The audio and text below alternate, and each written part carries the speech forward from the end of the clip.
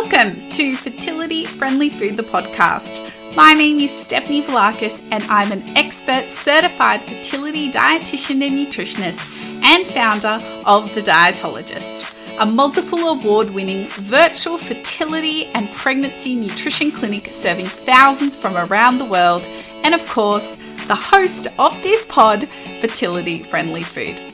This podcast is dedicated to all things health and nutrition in the world of fertility, reproductive health, and pregnancy. Each week, I bring you practical snack-sized episodes to help improve your lifestyle on your trying to conceive journey, alongside guest expert interviews to help inspire you to learn and grow whilst you grow your family. Welcome back, everyone, and I am excited to be sharing another story from our very own community from the Dietologist and Fertility Friendly Food. I was super thrilled to hear from our guest today, Emma, who is a previous client of ours here at the Dietologist, and she also completed the inaugural round of Fertility 360, our multidisciplinary approach to preconception health, back in January 2022. Today, Emma is going to share her story of struggling with secondary infertility, navigating that preconception phase, and finding out she had gestational diabetes for the second time very early in her pregnancy. Now, before we get stuck into it, I just want to note a few things when it comes to sharing our community stories here on the pod. I know you will all treat everyone with kindness, respect, and warmth because you're all beautiful, wonderful humans. But I also want to remind you that this is an insight into just one person's story. It does not constitute medical or nutrition or any other kind of advice.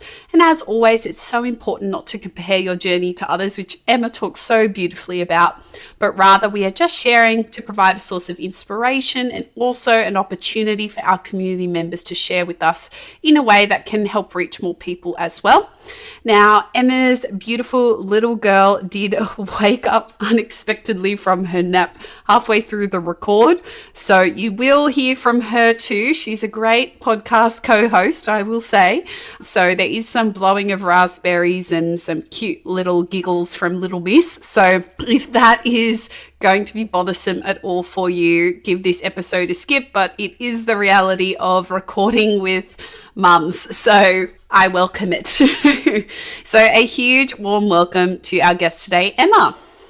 Welcome, Emma, to the podcast. So thrilled to have you on and sharing your story with us. So tell our listeners a little bit about you. I'm 34. I am an assistant agribusiness manager at ANZ in WA. I have 2 children. I'm married, and that's really me in a nutshell. I don't think there's much more to me.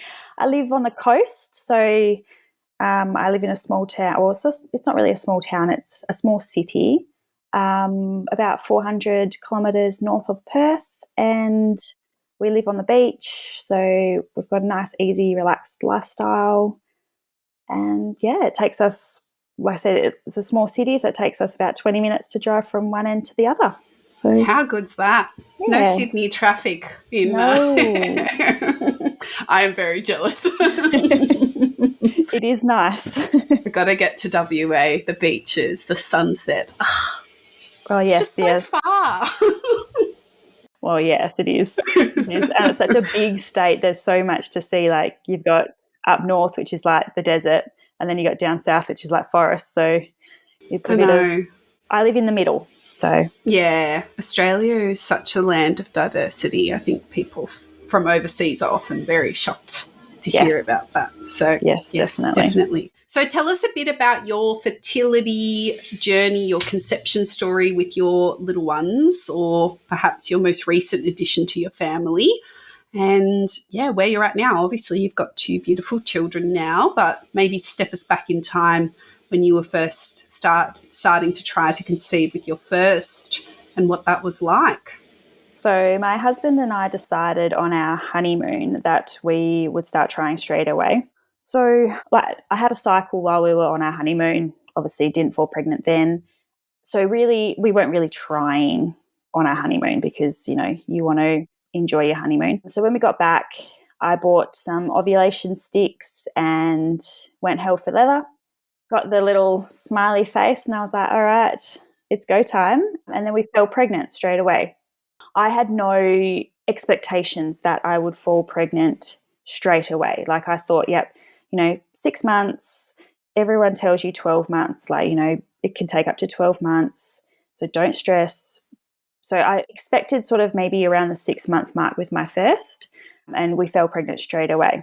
So I was shocked. I was like, oh, this wasn't as hard as everyone says it is. And then pregnancy flew by. I had a really nice pregnancy, other than getting gestational diabetes with my son, and that was a bit of a shock because, for all intents and purposes, I thought, I was like, well, I'm fit, I'm healthy, I'm not overweight, like I don't have all those markers, like the common physical markers of having someone with diabetes. So that was a bit of a shock. He was born, he met all his requirements in hospital, and it was beautiful. So then fast forward to 2021, we were about in June, and we decided we'll add to our family. And so it was, about June, July, we decided that we'd stop actively not trying. We weren't actively trying just yet because we were hoping to get a winter baby. Newsflash, we didn't. You know what they say it's about funny like how people get really picky about these things once they've fell pregnant easily the first time. They're I was like, well, this time we'll try in this month so that their birthdays are far apart or close together, or this season. And then when you have an experience where it doesn't go like that, you go, what was I thinking? well, in my mind, I was like, yeah, another winter baby, because then I've got all the winter stuff for like maternity wise, like baby clothes, all that stuff was all winter. Anyway, you know what they say about when you make plans, God laughs. So yeah, fast forward 2021, we started trying. Again, I had expectations that maybe it would take about 6 months or so. And then 6 months rolled through, and still getting those negative pregnancy tests. And were you still tracking ovulation, Emma? Yeah. So I was tracking ovulation. I started tracking pretty early on with that. Like probably about August, we started actively trying, and yeah, just negative after negative. So, it was starting to take a toll. I think by the time we were working together, I was maybe 7 months trying, or 8 months trying.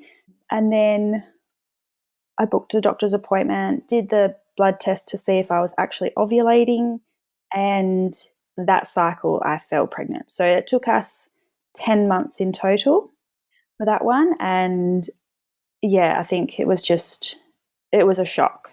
Those just continuous negatives were like beating me down, really. And it's like, I know in the grand scheme of things, I know people try for years and years and years. So my second infertility journey is just like the tip of the iceberg. But my heart goes out to those that are deep in it at the moment, because it was horrid. It was definitely horrible. And I think there's such a point to make there, Emma, with people who don't necessarily qualify for the infertility diagnosis yet because they haven't hit the 6 months or the 12 months or whatever. But there is such a mental toll and physical, to a degree, that gets taken. And headspace, like how much headspace, like tracking the ovulation every month, timing the sex just right, anticipating the test, having hope, feeling that hope is gone, or being a bit cynical and being like, it's going to be negative again, like all of that stuff. And then doing all the things and researching and all that kind of stuff. So how much of your like peripheral, like your other time, already being a parent and working, it's already a lot. How much time were you then starting to find that your thoughts were being occupied by this stuff, and that fertility researching, that kind of started to kick in? It probably started to kick in around the 6 month, 7 month mark. I mean, it was always there in the back of my mind. And it's just the thing that I found the most challenging with getting a negative pregnancy test was obviously the disappointment, and then the waiting for the next ovulation. So you can't just start again straight away and go, okay, like let's jump into bed. We got a negative test. Let's just jump into bed the next day and try again. You've got to wait. And that's what I found so unfair. I was like, I get like these little snippets of a cycle where I can actually fall pregnant, and it's just not fair that, you know, men don't have that problem. Like if all is going well with them, they could have babies at 99. Like, you know, it's just not fair. So I found that really difficult, but I'm thankful that my GP, who was also my obstetrician, was very supportive. So when I went to see him, he asked me, he was like, what do you want to do? Because by that point it was, about 9 months. And he's like, we can start to investigate because it's been longer than 6 months. You're young, you're fit, you're healthy. We need to, what do you want to do? Do you want to do a blood test? Do you want to see a fertility specialist? I was thankful that he didn't go, oh, well, you haven't been trying for 12 months, so come back in another couple of months and see me. So that was really nice. I'm just going to have to pause, Steph, because she's woken up. Yeah, no worries. I'll just mute myself and I'll be...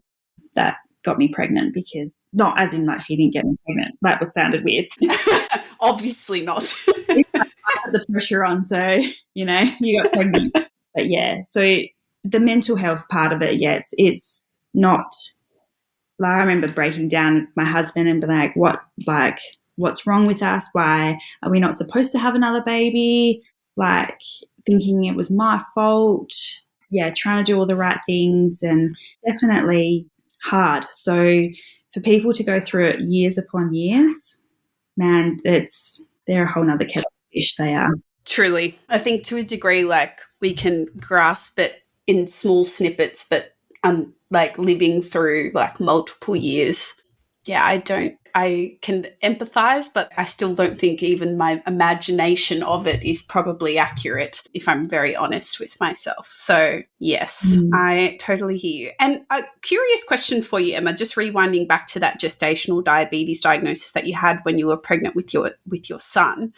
How did you manage that in that pregnancy, and what was kind of the aftercare process postpartum for you? So I didn't know much about gestational diabetes until I got it. And even within my first pregnancy, I didn't really know, I didn't want to know too much, really. I just thought I must have done something wrong. I did my glucose tolerance test straight after Easter, so I blamed Easter eggs.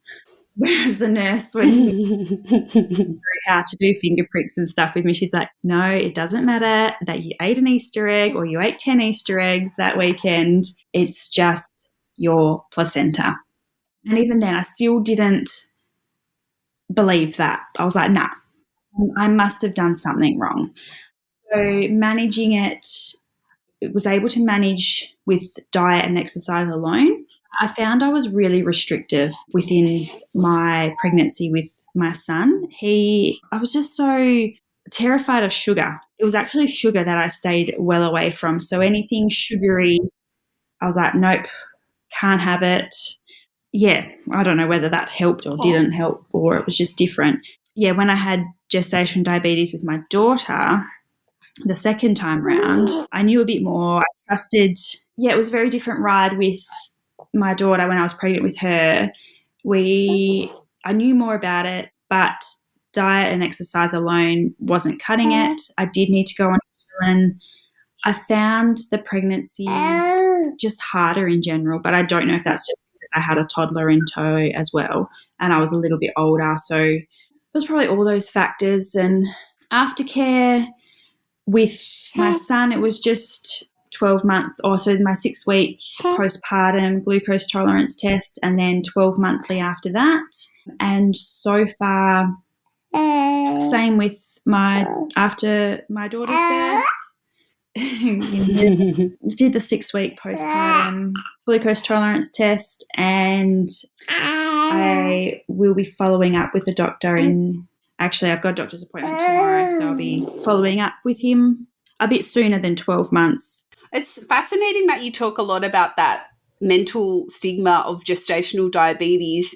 Because of the word diabetes, society has associated it with, poor diet, not exercising, carrying extra weight, all those factors. And so just because the word gestational is in front of it doesn't dissolve that parallel that people make. No, and I think that's so interesting. And you're right. There's nothing in most circumstances that people have done quote unquote wrong for gestational diabetes to occur, it's really just the action of the hormones from the placenta on insulin's action that can make it quite challenging. And your diagnosis of GD with your daughter, your second pregnancy, was a lot earlier. Yeah, because I was a little bit late in having my 12-monthly checkup. And so they did it at the same time as to confirm my pregnancy. And because it came back higher, and he's like, oh, well, you're pregnant and it's come back a bit higher, so we'll mark you off as having it now. And because obviously with my history, which I was like, yeah, it's fine. I kind of had an inkling anyway, and at least I didn't have to do the 2-hour glucose tolerance test time round. So there was a little silver lining there. But yeah, so having to start finger pricking and monitoring so early on. I think I was about maybe 8 or 9 weeks pregnant by that stage. It was a lot. The mental load of it is a lot because you got to plan out your meals, plan the timings, and then you do get those odd either days where thankfully I'd never got morning sickness or anything like that with either pregnancy, but you do get the odd days where you're too tired or you just can't be bothered. Or my son had driven me up the wall that morning and all plans had gone out the window. So yeah, it was definitely challenging and made for a long pregnancy. And then during my first pregnancy, I was trying to do everything to avoid insulin because I thought, again, in my head, I was one of those people that if you're going on insulin, you're not trying hard enough, you can manage it with diet and exercise. Obviously, if you're on insulin, you just didn't want to eat right or whatever. And then here comes my second pregnancy and doing all the right things. No, you got to go on insulin. And that was quite humbling. I was like, yep, here's my humble pie. Yeah, it's such a fear that people. So there's phases to the fears. There's people that, a lot of people fear receiving a diagnosis of gestational diabetes because there's this grief of what you thought your pregnancy would look like. Nobody imagines their pregnancy finger pricking. And whilst you may want to be focusing on your diet and lifestyle, but with the rigidity and the rigor in which you need to focus on when you have gestational diabetes, the stakes are a bit higher again, and exercise too, right? So there's this whole new level of that fear and that grief. But then once you do have GD, then it feels like everybody's goal is, I just need to avoid getting on insulin because that means it's really bad, or I don't know what it is. But the thing is I talk about the same insulin, progesterone, thyroid medications. It's something that your body doesn't have that you just need more of. It's a 1-for-1 thing. And once you start to understand how much extra insulin your body needs as you progress throughout pregnancy, and like you said, you got diagnosed with GD at 8-9 weeks, you had 32 plus, you had many, many weeks of managing this compared to somebody who may be diagnosed at 26 or 28 weeks on standard. You're only having to deal with that for 12 to 14 weeks, which is already long. But in Emma's case, we had a much longer time period, and the fatigue of dealing with it is real and valid. And using insulin is not a cop-out by any means, and it is very necessary. And especially for those fasting levels, there is only so much we can do as dietitians, as healthcare professionals, that can help with those waking fasting BGLs. And there's a whole lot that we can't do. And that's really just insulin. I know as well, as part of your preconception journey to your second bub, you also took our first round of Fertility 360 back in the start of 2022. What drew you to that, or what did you get out of that? I mean, obviously we went on to work together after that, but yeah, tell us a bit more about that. I was following you during my initial starting to try, and then obviously it was starting to take a little bit longer, and I could see for lack of a better word, the ads that you were putting up for Fertility 360 program. And I put it in my calendar, I think, for the day before the early bird special finished, and as a reminder to say, if you're not pregnant now, sign up. What's the worst that, because you did have that little, I think, 14 days that you could get your money back. So I was like, well, if I fall pregnant within that, time frame, I'll just get my money back. It's like, what have I got to lose? Yeah, did it because obviously wasn't pregnant when the little reminder came up. So I think, I purchased it within the early bird special, like the day before it finished or the day it finished. Yeah, then proceeded to finish or do the course. I didn't quite finish it. I think I missed maybe 2 weeks or like 2 courses of the psychological one. And then you offered the follow-up sort of like support sessions, but then no one really wanted to do those. Nobody talks about this side of business. You put things up that people say that they want, but then when you put it up, then nobody buys it. It's really fun. So I was keen to keep going with the support. So that's when I got offered the intensive with you instead.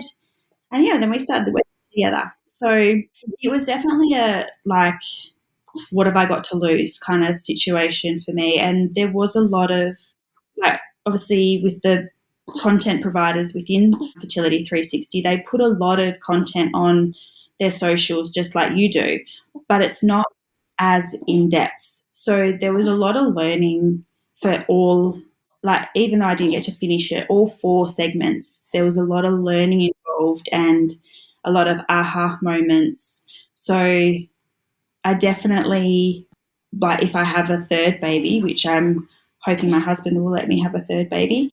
At the moment he's saying no, but we'll keep trying. There's a lot there that will stay with me and I will implement early on and know, like, there's just not enough education, I don't think, around actually falling pregnant and how to fall pregnant.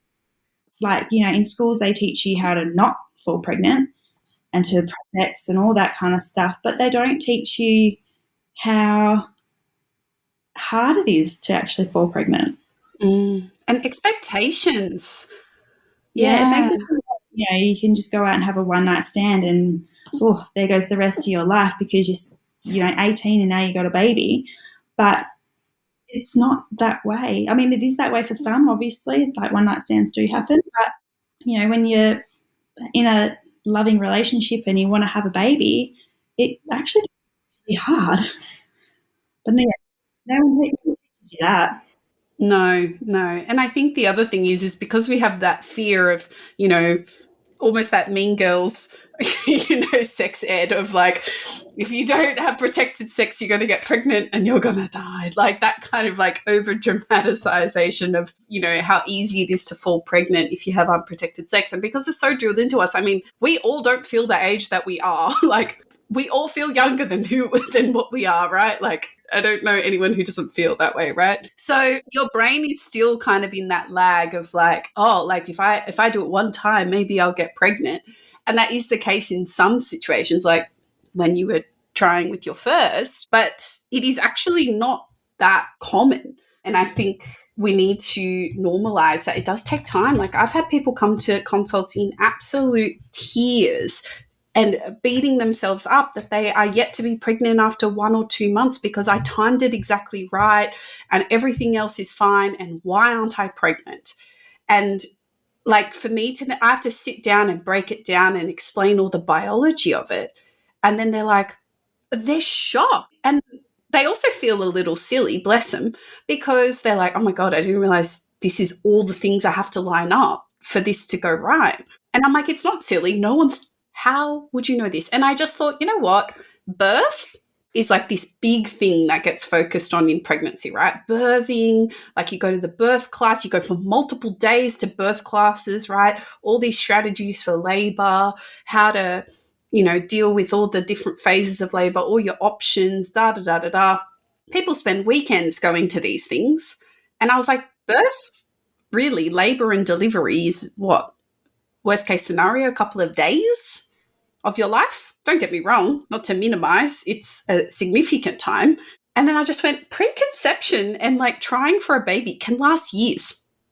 Why is no one doing weekend workshops on that? Which was really why I wanted to create Fertility 360, because I was just like, well, there's so much for, prenatal pregnancy yoga and pregnancy birth classes and how to breastfeed and how to be a parent and how to change a diaper and how to change a nappy. That was very American of me. I don't know where diaper came from, but like how to change a nappy and how to bath a baby. And that's so important and great. And I don't want to like diss that in any way, but I just went, and where is that for preconception? Yeah, exactly. It's not.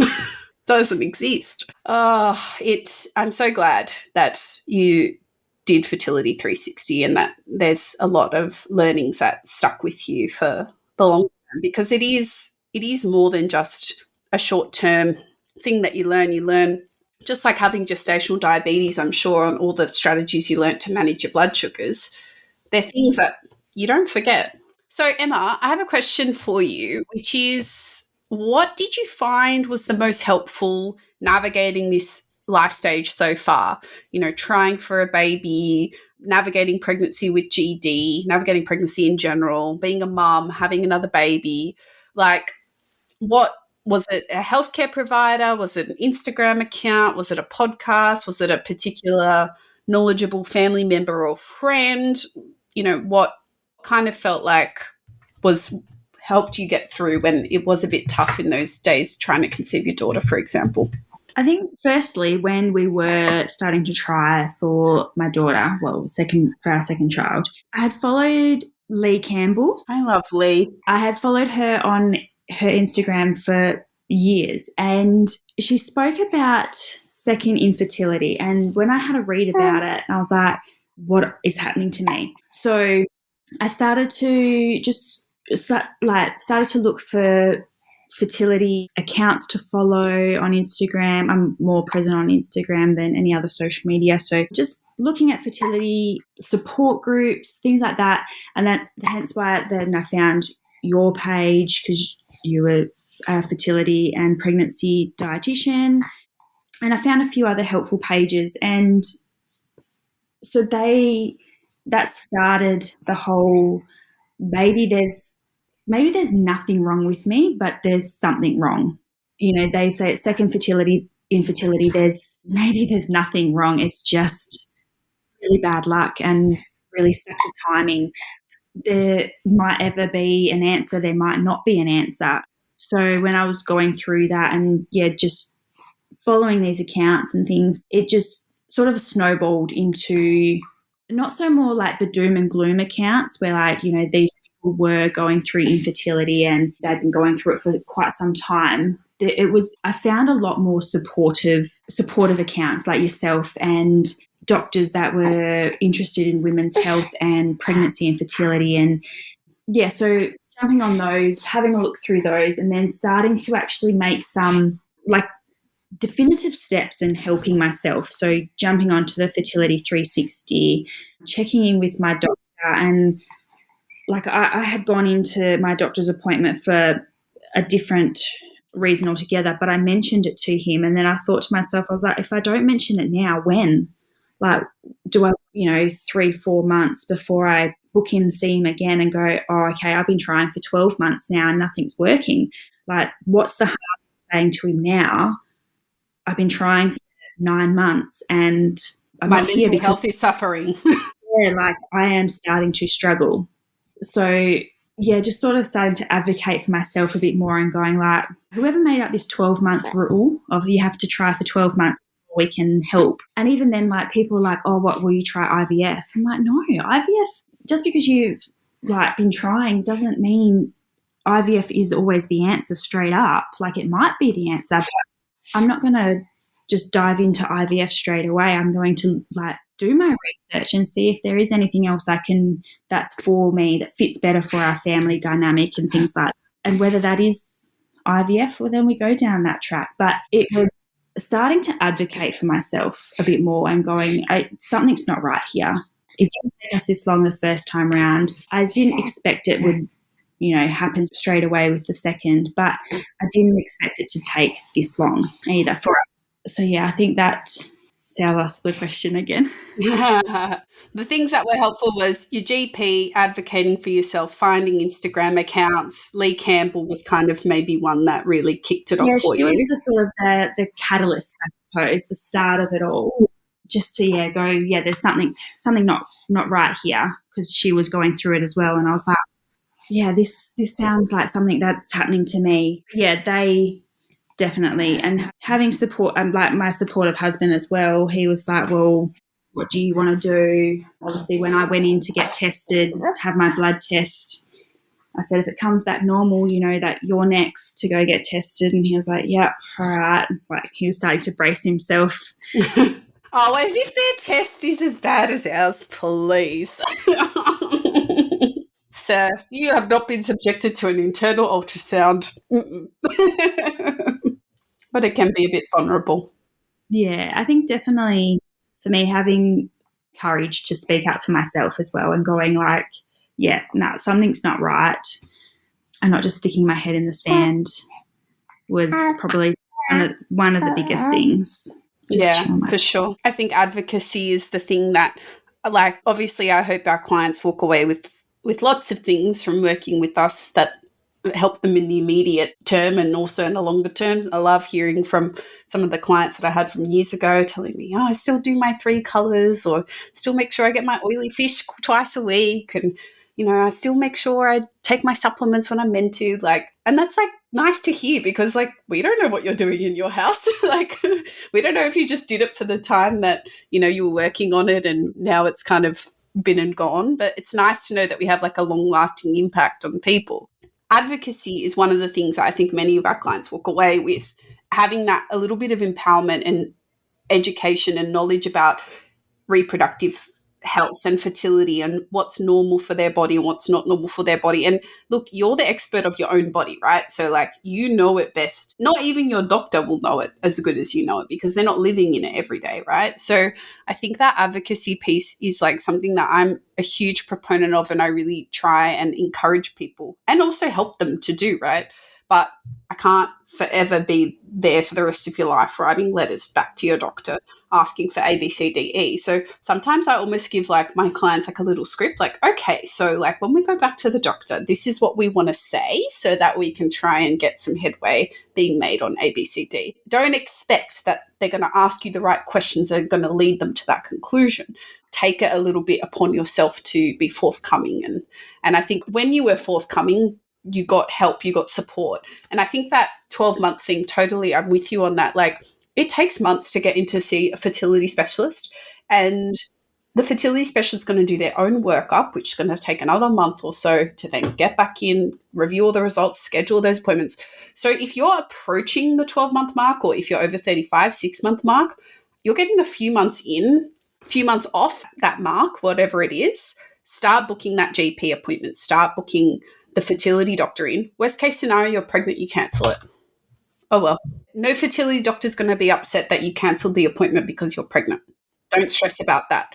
But I always tell my clients that are feeling a bit anxious about that next step is put a date in your diary of when you're going to make the appointment. And then when that day comes, you do it. If you're not pregnant sooner. And the amount of people that get pregnant once they do that process, it's weird. No, it's got nothing to do with it, but I feel like it's a happy coincidence that I'm more than happy for it to occur. Looking back on your trying to conceive journey with either of your kids, what would you look back and tell your past self, Emma? I'd probably go back for my first one and tell myself that it wasn't your fault that you got gestational diabetes, and that you don't have to be so strict with your diet and things like that, because then it did flow into my life when I wasn't pregnant. So, and then secondly, I probably tell myself just to go a bit more easy, that the baby will come eventually. Just to look after myself a bit more in my next pregnancy, because it was really hard. I was always tired because I had another little child to look after. And just ask for help a bit more. Just speak up and ask for help. Whether that be, if you just needed a mental health day or whatever it may be, just to check out and do what you needed to do to get through the day. I think we're so hard on ourselves as women in the modern society, particularly mums, we're trying to do so many things at the same time. And then we feel like we're not doing any of them well. In fact, it's like you're doing like more than what you probably like are expected to do, given you are growing an entire life inside of you and keeping another life outside of you alive. And trying to work and trying to manage GD and trying to come to your appointments on time and blah, blah, blah, blah, blah. Like it's a lot. It feels like you're drowning when you're in that moment, but you look back and you're like, I did it. Like, yeah, it was a struggle, and some days were hard. Some days I didn't want to do it. My husband, he meant well, but when I was pregnant with our daughter, he's like, "That's what you wanted," and I was like, "Yes, I wanted the baby, but I didn't want the gestational diabetes that came with it again." Mm-hmm. This is so potent. Yeah. And he was like, "It's a tough deck of cards that you've been dealt." So, yeah, he was supportive. Like, he was just sort of in that moment saying, like, "Yeah, well, what did you expect? Pregnancy is hard." Yeah. "Oh, it's hard." Says the man. But I didn't want the extra hardness on it. I just, like, some days I felt ripped off because I didn't get a normal pregnancy. It's a common feeling. Yeah. So Valid. Very valid. to lean into those feelings and know that it's okay. You'll get by. You will survive. You've survived 100% of your hardest days so far. Survive more. I always have that conversation with people who've had history of GD or a history of something in their pregnancy that's quite chronic, like hyperemesis gravidarum or HG, which is incessant, prolonged, intense vomiting and nausea. And, you know, even though you can expect it to come, there is still part of your brain and your heart that hopes you will escape it. Even though logically you know the statistics, it doesn't matter. Like, there's still a part of you that's like, every pregnancy is different. Maybe this one will be, like there's that element of it. And so when it doesn't happen, like, even though you logically in your rational brain know that that was likely, there's a part of you that's also like really upset that it didn't go how you hoped, maybe that 1% of you hoped it would. And that's really tough. And I think it's important to, like, even though you kind of get that double-edged sword where you think, I should just be grateful I'm pregnant. Like, there's so many people out there that would feel to be in my position. I think you're still allowed to be disappointed, still allowed to feel a bit ripped off. And yeah, even though I've got friends that are in the space of trying to conceive at the moment and stuff, and I know it's tough on them, and I know, like, I was mindful when I was pregnant because they were still trying to conceive at that point. I was mindful not to complain about it and stuff while they were there, but I thought, this is my journey. I'm allowed to complain. It's hard for me. My hardness is not taking away from your hardness. Like, we're still all in this, like, we're in the same ocean. We're in different boats, though. Some people are in a rickety old wooden thing with holes in it, and some are in luxury yachts, but we're in the same ocean, going through the same storms, things like that. It's just our situations are different. So allowing myself to feel disappointed and sad and go, like, just say, yeah, this is really hard at the moment.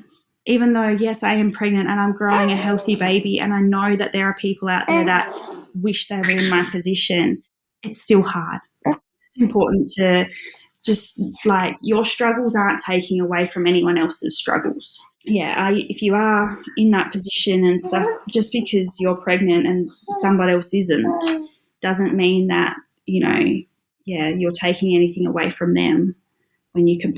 So, yeah, I think knowing that as well is definitely very helpful. And, yeah, just allowing yourself to feel what you feel. Yeah, very good words. I'm sure Tanami from Fertility 360 would approve. Feel your feelings, give it space, give it airtime, because it's when you shove them down and go, oh, it's not so bad, it could be worse, other people have it worse, you're invalidating how you feel. And that isn't making anybody else feel better. Like you feeling like I have some clients who feel almost guilty for being pregnant whilst their friends are trying or struggling because maybe they've struggled to date or maybe they haven't and they just feel like they feel so lucky and grateful, but then their pregnancy is really hard. And we all have different battles. Like there's people that fall pregnant and drop of the hat, but their pregnancies are brutal. Or, other people have smooth sailing, delightful pregnancies. They just want to be pregnant forever, but trying to get pregnant is impossible or feels impossible. And then you've got people that have a little bit of both. And that feels really hard and long times, an extra 9 months because maybe it took you 9 months to get pregnant and that was really hard. And then you had 9 months of being pregnant and that was hard too. That's 18 months of hard, different types of hard, but it's a long time to be in hard. However you spin it, So I think compassion and empathy goes a long way, and looking after yourself first and foremost, like you said, is just at the end of the day, no one else is really going to do it for you. I think that is a beautiful message to leave our listeners with who may be trying to conceive and grow in their family. Thank you, Emma, and your little one for her vocal additions to our podcast. We will cherish them greatly. And all the smiles. I know all of you listening can't see it, but I got many smiles in this podcast record, which I will always now remember because she's got a great smile. Yes. But she did very well. You did very well. Yes, I'm talking to you. Thanks again, Emma, for joining us. Thank you. Thank you so, so much, Emma, for joining us and sharing your story and being vulnerable with me and all of our listeners today. I just know how much this story is going to touch this incredible community. And the biggest congratulations again on your newest arrival. And we can't wait to see her sporting her dietologist onesie. For those listening who do need additional support when it comes to your diet and lifestyle for fertility, pregnancy, or gestational diabetes management, please reach out to us via the link in our show notes to apply for one-on-one fertility and pregnancy nutrition coaching with our expert team of dietitians at The Dietologist. I really hope you do love this episode. I am looking forward to continuing to bring you more of our unique and incredible stories in this season from our community here at Fertility Friendly Food. So if you love it, let me know. Slide into my DMs on Insta at @the_dietologist with your thoughts. And don't forget to share it around with a family member, friend, partner, or colleague, and leave us a 5-star rating on Apple Podcasts or Spotify, and hit follow wherever you are listening. And I'll catch you in the next episode, everyone. Bye.